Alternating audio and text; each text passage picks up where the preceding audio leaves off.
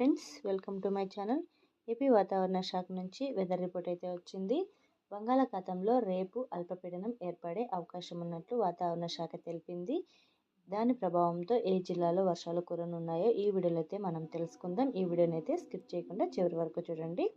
వీడియోలోని ఇన్ఫర్మేషన్ నచ్చినట్లయితే ఛానల్ని లైక్ చేసి, షేర్ చేసి, సబ్స్క్రైబ్ చేసుకోండి. టాపిక్లకి తెలిపోదాం.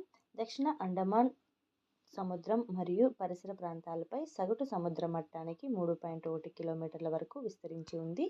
దీని ప్రభావంతో డిసెంబర్ 15 నాటికి ఆగ్నేయ బంగాళాఖాతంలో అల్పపీడనం ఏర్పడే అవకాశం ఉంది.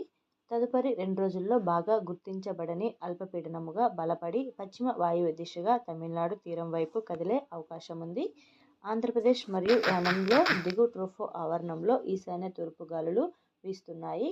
దీని ప్రభావంతో సోమవారం రోజున ప్రకాశం, నెల్లూరు, రాయలసీమ జిల్లాల్లో అక్కడక్కడ మోస్తారు నుంచి భారీ వర్షాలు కురిసే అవకాశం ఉంది.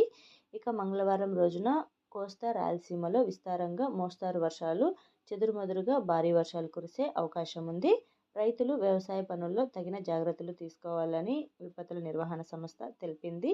Thank you friends.